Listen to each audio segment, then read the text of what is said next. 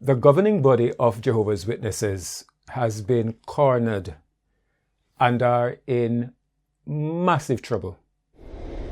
They are going down, and the only thing that can save them now is an increased propaganda campaign to keep the members as far as possible from seeing the information I am about to share with you. This could be a clue to why they removed old publications before 1981, which cannot help them and would only be an act of desperation. But it is plausible because the governing body is now in a chronic state of desperation if they have any hope of saving this sinking ship called the Watchtower Bible and Tract Society.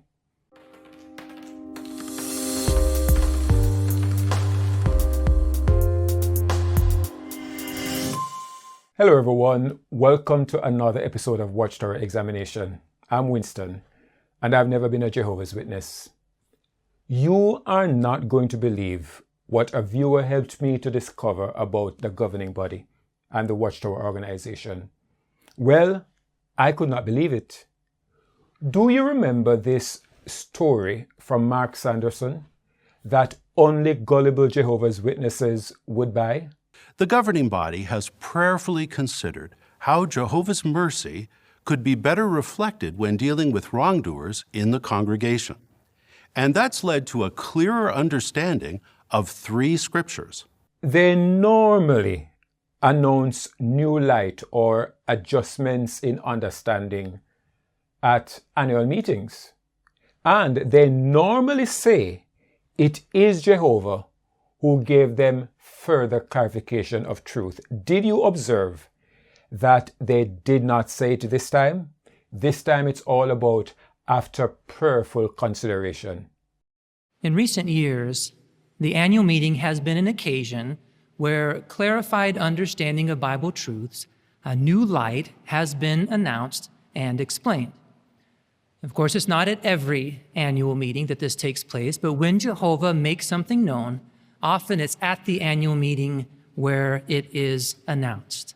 Then they made the bold, shameful declaration that they have no reason to be embarrassed about their changes, and they have no reason to apologize. We are not embarrassed about adjustments that are made, nor is an apology needed for not getting it exactly right previously. Not only will they be embarrassed, and it would have been bad enough if embarrassment was all they had to be concerned about. But what I'm about to reveal to you has them cornered, and they are in big trouble. As I said before, with no way to save themselves this time around, unless they can successfully keep Jehovah's Witnesses from seeing what I am about to share with the public and with Jehovah's Witnesses. Have a look at this potentially shocking statement to current Jehovah's Witnesses, at least, printed 50 years before Mark Sanderson could not wait until the next annual meeting to announce this new light. Credit goes to a viewer who goes by the YouTube handle RationalMind24 for bringing this to my attention. Thank you so very much. From the Watchtower of August 1, 1974, page 465, paragraphs 21 and 22. In his second letter, the Apostle John gives this exhortation: "Everyone that pushes ahead and does not remain in the teaching of the Christ does not have God, that is not in union with him, has no fellowship with him." Compare 1 John 1:6. He that does remain in this teaching is the one that has both the Father and the Son. If anyone comes to you and does not bring this teaching, never receive him into your homes or say a greeting to him. For he that says a greeting to him is a sharer in his wicked works. 2 John 9:11. Do the apostles' words here necessarily apply to all persons who are put out of the congregation for wrongdoing? Or do they necessarily rule out any speaking of words of reproof or exhortation to a disfellowship person designed to move him toward repenting, turning around, and being restored to the congregation? By considering the context of those words of the apostle, we can have a clearer understanding of the sense of his exhortation. Note that in 2 John verse 7, the apostle John says that many deceivers have gone forth into the world, persons not confessing Jesus Christ as coming in the flesh. This is the deceiver and the Antichrist. Then John gives the warning to be on guard and not to receive such ones into one's home, for these are active propagandists of false teachings, deceitful advocates of wrong conduct. They should be given no foothold from which to make further infiltration. One should not even greet them so as to avoid being a sharer in their wicked works. In this regard, we may note that the common greeting among Jews in apostolic times was an expression meaning, "May you have peace." The Christian certainly would not want to wish peace to the man who was a deceiver and an antichrist. Mark Sanderson could not wait until the next annual meeting before making his announced new light, adjustment, enlightenment. Then, at the next annual meeting, which eventually came around, Kenneth Cook said in reference to their adjustment in understanding, "But does our increased understanding of Jehovah's mercy here mean that his..." Well, as you can see, their increased understanding or new light is actually 50 years old. Here is Sanderson in 2024, basically regurgitating as new light or increased understanding the 1974 article in explaining their, as I said, increased understanding, this time of God's mercy. We also clarified our understanding of 2 John 9-11, which we learned applies specifically to apostates and others who actively promote wrong conduct, not to all those who have been removed from the congregation. As you can see, his clarification on 2 John 9-11 is what they put out 50 years earlier. Their fresh spiritual food is actually stale spiritual food. Their new light is old light, nothing new. But it gets worse. The 1974 statement is far more damning for the governing body. But before I share that with you, allow me to share 2 short clips from one of my several videos making a particular point about Matthew 5:47. I have repeated this point in several videos, but I would actually ask you to watch video 899 again, where I appealed to Jehovah's Witnesses about this shunning practice. First, my point about treating the disfellowshipped as a man of the nations or a tax collector, basically a non-member. If the person is expelled, the person is no longer a Jehovah's Witness. The person is no longer a brother. So what you are doing is that you are treating the outsider, you are giving to the outsider the recommended treatment that Paul made for who? A brother. And you may be saying, but isn't that your personal interpretation? I give you 2 lines of scriptural evidence that it is not my personal spin on it, but what the Bible teaches. Right there in 1 Corinthians 5, the very chapter we are discussing, the evidence is there. In my letter, I wrote you to stop keeping company with sexually immoral people.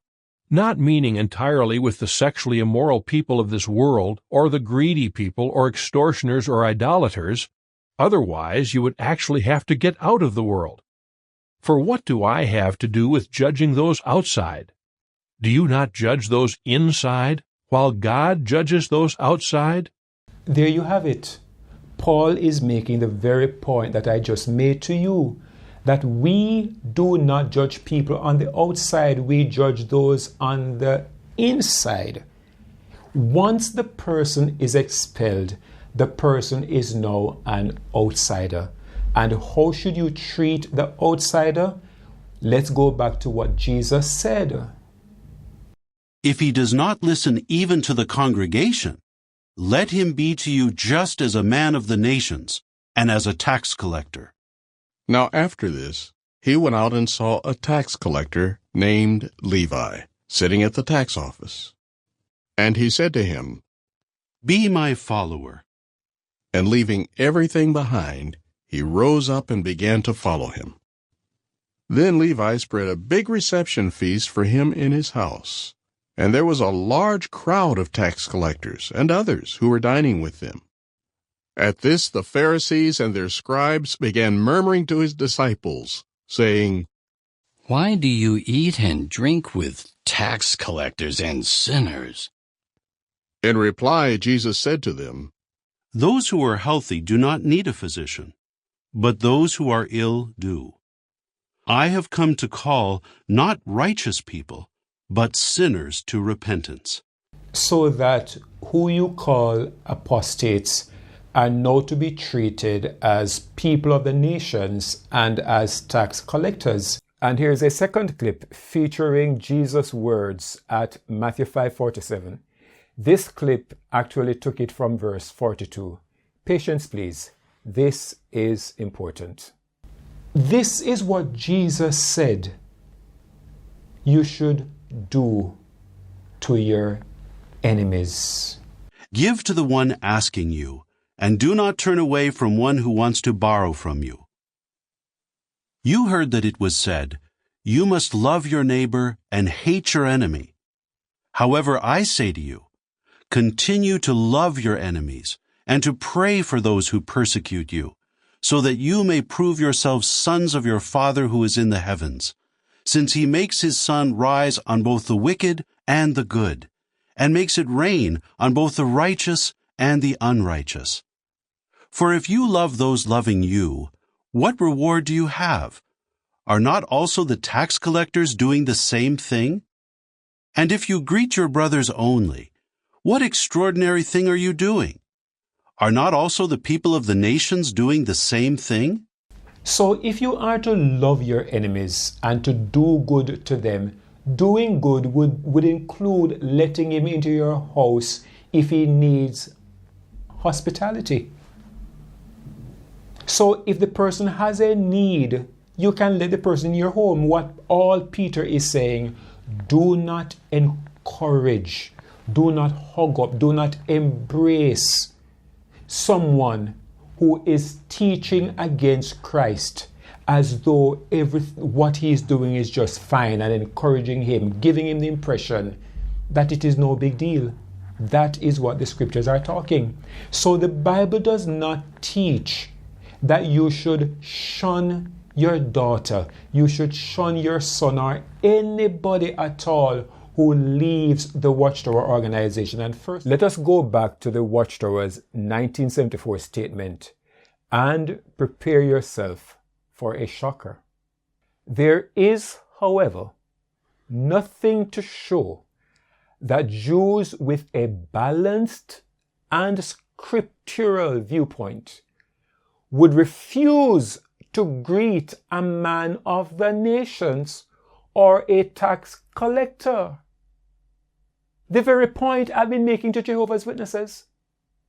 Jesus' counsel about greetings in connection with his exhortation to imitate God in his undeserved kindness toward wicked people and good would seem to rule against such a rigid stand. And they're talking about the rigid stand of shunning every disfellowshipped person. This is the governing body. This is the Watchtower Bible and Tract Society, saying the same thing I have been telling Jehovah's Witnesses for the better part of 10 years. And they cited Matthew 5:45 to 48. Allow me to remind you what verse 47 says. And if you greet only your own people, what are you doing more than others? Do not even pagans do that?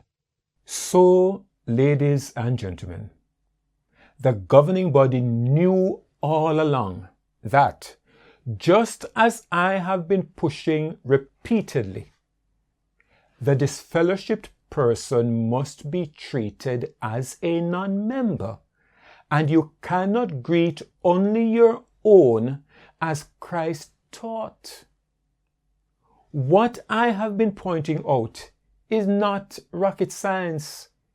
Yet some stubborn Jehovah's Witnesses who cannot listen to anybody but the governing body that I shared this with pretended not to get it. But the governing body got it. They knew it all along. Yet they rigidly encouraged Jehovah's Witnesses to shun everyone who is disfellowshipped, including your own daughter, or your own son, or your own mother, or your grandchildren, or your siblings. Why did they do it? To keep members terrified of leaving the organization and to keep them from listening to former members who discovered they were being lied to, so they could never share what they discovered with current members. I personally believe that they increased their focus on shunning and keeping persons from listening to former members after Raymond Franz wrote the book Crisis of Conscience, which few Jehovah's Witnesses could read and remain a Jehovah's Witness, a book that has opened up the eyes of several Jehovah's Witnesses and caused them to wake up, or at the very least, to continue or stop trusting the governing body. But it is backfiring on them, and it is backfiring in a vicious, potentially fatal way to the organization. What is the governing body going to say for themselves now if Jehovah's Witnesses are to see this video or to see the 1974 statement after the many families that have been destroyed? How do they justify now lying to the people, telling them that Jehovah is watching them to see if they will abide by his command not to have contact with a disfellowshipped person, knowing, fully aware, that it simply was never true? Jehovah is watching us to see whether we will abide by his command not to have contact with anyone who is disfellowshipped. These men are so evil, knowing very well that Jesus forbade the greeting of only your brethren, and knowing fully well that the disfellowshipped should be treated as a man of the nations or a tax collector, and that they do not shun these people, they deceived Jehovah's Witnesses into thinking this was what God is commanding them to do, and that they needed to obey that command to prove loyal to Jehovah. If anyone comes to you and does not bring this teaching, never receive him into your homes or say a greeting to him, for he that says a greeting to him is a sharer in his wicked works. 2 John 9-11. Do the apostles' words here necessarily apply to all persons who are put out of the congregation for wrongdoing? There is, however, nothing to show that Jews with a balanced and scriptural viewpoint would refuse to greet a man of the nations or a tax collector. Jesus' counsel about greetings in connection with his exhortation to imitate God in his undeserved kindness toward wicked people and good would seem to rule against such a rigid stand. When all they were doing is carrying out an agenda to protect Jehovah's Witnesses, not protect. Well, protect is their word. To prevent Jehovah's Witnesses learning the truth. Listen to the Watchtower, sounding like the serpent in the garden with Eve, working to brainwash someone, anyone, any Jehovah's Witness who is finding it difficult to shun a relative. Listen to this, coming from an article titled, "Do You Hate Lawlessness?" Giving the Jehovah's Witness the idea that the disfellowshipped person is lawless, and having contact with them is to embrace lawlessness, and that righteousness demands that they are shunned, and that the evil of shunning is good. And get this, it is a loving thing, the loving thing to do. So twisted. Please remember that Jehovah sympathizes with you. By cutting off contact with the disfellowshipped or disassociated one, you are showing that you hate the attitudes and actions that led to that outcome. However, you are also showing that you love the wrongdoer enough to do what is best for him or her. Your loyalty to Jehovah may increase the likelihood that the disciplined one will repent and return to Jehovah. Our supporting the scriptural arrangement of disfellowshipping gives evidence that we love righteousness and recognize Jehovah's right to set standards of conduct. They invested a lot of time and effort pushing their evil, and now it is backfiring, exposing how they have painted themselves into a corner. Here's another clip from video 899. One of the persons, obviously, that has convinced you that this is wrong is Gerrit Loesch from the governing body. I'm going to ask you, Jehovah's Witnesses, to listen to this comment from Mr. Loesch, made in governing body update number 8. And let's talk about it on the other end. If you are inactive or disfellowshipped, we encourage you to speak to the elders in your local congregation. They'll be happy to assist you. If you'd like a copy of this magazine, please go to our website, jw.org, and download it, or ask any one of Jehovah's Witnesses for a copy. Doesn't that strike you as right, as normal, as the correct thing to do? That persons have left what you consider to be Jehovah's organization. Don't you believe that it's the correct thing to invite them to come back? And don't you believe that they should be able to call any Jehovah's Witness to request a copy of that magazine? Now, let us look at the story, the drama that you created about Sonia Erickson. What if Sonia was calling her mom to ask for a copy of that magazine? What if she was calling her mom to say, "I am sorry and I want to come back to Jehovah"? Don't you think that the correct thing to have done would be to take the call?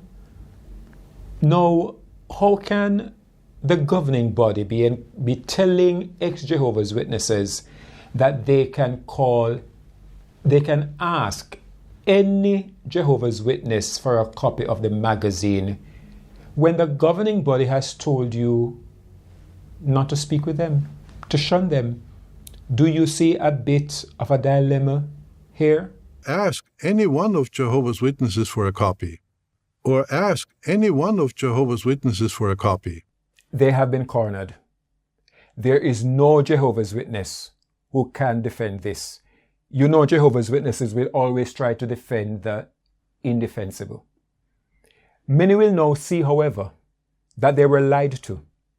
Many will now see that they are not supposed to shun their relatives, especially relatives who are not actively engaged in opposing the organization. Many Jehovah's Witnesses will now realize their relatives will not shun them if they can show them the conflicting governing body statements of 1974. And all PMOs who are scared of losing their families now need to prove to their loved ones that shunning is indeed wrong, and that this so-called adjustment is nothing more than their attempt to get back the money they lost from Norway. And the PMOs do not need to go to external sources that their loved ones will not look on. They can and they should use only the Watchtower's own statements, at least in the beginning, that they put out in videos and declarations on their website. They need to be reminded of Anthony Morris's statement. The authorities in Norway have threatened to remove our legal registration because of our scriptural beliefs and practices regarding disfellowshipping. In the future, various governments will challenge our freedom of worship. They may pressure us to change our scriptural beliefs, but we're certainly not going to do that. All PMOs need to remind their loved ones in the organization that the governing body confessed that they were deregistered and lost their grants. This is not what they call it apostate-driven lies. Recently, the government of Norway decided that Jehovah's Witnesses would no longer receive certain state benefits that are provided to all registered religions. Here to explain more about this is Brother Jørgen Pedersen. We were shocked when we received a letter from government authorities in Oslo, Norway, threatening to remove our registration as a religious community. Now they've suspended our grants, while there are over 700 religious communities who continue to receive such state benefits. It was the governing body who announced they were taking legal action against the government to recover the monies they lost and to get reinstated as a religious organization, not apostates saying it. This decision is unconstitutional and an unprecedented attack on religious freedom in Norway. With the assistance of the newly established Freedom of Worship Office, we're pursuing legal remedies. So the information you will be presenting to your loved ones is powerful. It is legitimate. It is the kind of information they will look at. As Jehovah's sheep, reject the voice of strangers. PMOs must remind their loved ones about how the said Mark Sanderson announced with excitement how they got an injunction regarding the case. On December 28, we filed an injunction application with the Oslo District Court, asking them to suspend the deregistration until the matter had been resolved by the court. On December 30th, the court granted a temporary injunction. It is super important to use these clips because, as I said, they will not trust external information. And they have not made any connection between the court case and the removal of Anthony Morris and the adjustments announced slight changes in the shunning policy. Open the eyes of your loved ones using the Watchtower's own material. So, whom do you trust? You fully trust in Jehovah, Jesus, and the faithful slave. To a reasonable degree, you also trust all your fellow brothers and sisters. Finally, they need to be reminded that instead of an update on the case, the governing body has just gone silent on that matter. What they got instead was an announcement that the man who declared they will never change their position on their scriptural disfellowshipping policies. They may pressure us to change our scriptural beliefs, but we're certainly not going to do that. was suddenly removed from the governing body without any explanation, followed by adjustments in their scriptural beliefs on the subject. How will the cornered governing body respond? But it is not only the governing body who is cornered. Jehovah's Witnesses themselves have been cornered too. How will they respond to all of this? Since Jehovah God and Jesus Christ completely trust the faithful and discreet slave, should we not do the same? Exposing ourselves to this kind of misinformation can create doubts and undermine our complete trust in the governing body. This makes us vulnerable. We want to follow the lead of the faithful slave, be content to do that. There is another group of men that are sitting at one table, our governing body. They never lie or deceive us. We can have absolute trust in the governing body. The governing body lied to Jehovah's Witnesses that God commanded them not to have contact with disfellowshipped persons, and that He was watching them to see if they will obey. Then they added insult to injury and deceived them into thinking the evil was righteousness, that the hatred was love and proof of loyalty to God.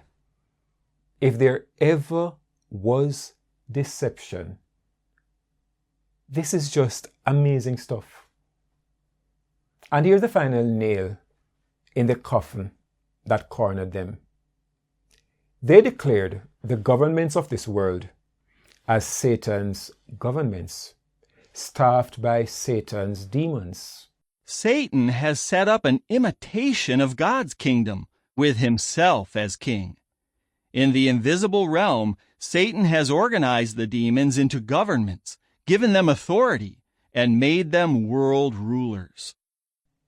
Then subsequently announced they were suing who? Satan's government. For what?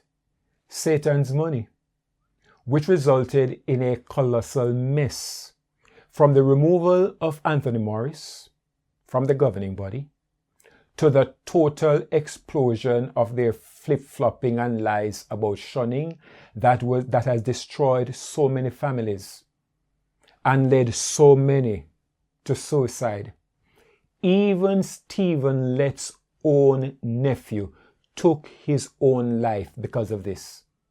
Reject the voice of strangers. This evil organization must go down. Now, I can understand if you express a bit of skepticism about this having the effect of bringing the organization down. After all, you might think, and reasonably so, that they have been cornered so many times in the past, but they always spun their way out of it. Agreed. They have been cornered about their flip-flops and doctrinal changes, and they gave this spin that Jehovah's Witnesses never should have bought. This is not to say that the slave is perfect and never makes mistakes, but Jehovah and Jesus trust the imperfect slave who cares for things to the best of his ability and with the best of motives. Yes, Jehovah's Witnesses never should have bought that, but they bought into it hook, line, and sinker, literally. They have been cornered on their many false prophecies and gave this spin that Jehovah's Witnesses never should have bought. Now, it's true, some might say, well, yes, but at times, we look back over the 100 years, there were times they got excited about a certain year or time, and the end didn't come at that time. But just imagine if you had a watchdog, and that dog barks in the middle of the night, and you get up and there's nothing there. Do you shoot the dog? It only proves that the dog is doing what you want it to do. So in a similar way, realize the faithful slave. Yes, in the enthusiasm, sometimes we have said things that maybe disappointed others. But Jehovah's Witnesses bought it. The trend continues. They were cornered again about their cover-up of child sexual abuse and the protecting of pedophiles, and again gave a spin that, again, Jehovah's Witnesses should never have bought. Think about the apostate-driven lies and dishonesties that Jehovah's organization is permissive toward pedophiles. I mean, that is ridiculous, isn't it? If anybody takes action against someone who would threaten our young ones and takes action to protect our young ones, it's Jehovah's organization. So, yes, they do know what it is to be cornered and how to spin their way out of it with gullible Jehovah's Witnesses. But let us look at what is different about this one. Let's compare, for example, with their false prophecies and have a look at 1975 as a sample.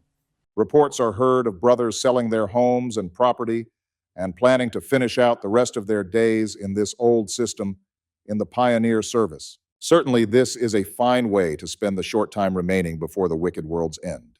Well, reports are heard of the Watchtower facing an intimidating exodus after 1975. Lots of Jehovah's Witnesses, I was told, were disappointed because they sold their properties, they put off marriage, put off education, put off having children, etc. But they were subsequently, the governing body were subsequently forgiven. And as the years progressed, as the decades passed, people eventually forgot about 1975. The difference here is that countless numbers of Jehovah's Witnesses the world over have lost what is exponentially more valuable than houses and other physical assets. They have had relationships with loved ones severed, destroyed. Not to mention the many who want to leave but are scared. The absolute trust the governing body demanded and received, only for Jehovah's Witnesses to now discover they were deceived into destroying their relationships with their parents, their relationships with their children, their relationships with their grandparents, relationships with their siblings, relationships with their wives and loved ones, relationships with their closest friends in the organization. The level of betrayal that witnesses are likely to feel if they could avoid cognitive dissonance this time around is going to be huge. It could be so huge that the organization could go down in disgrace. But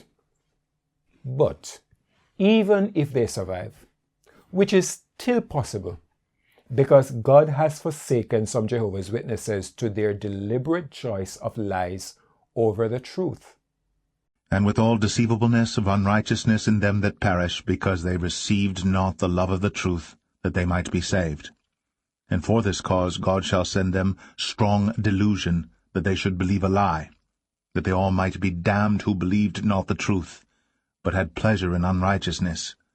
At the very least, I expect that far more Jehovah's Witnesses will wake up and be liberated from the fear of shunning this time around.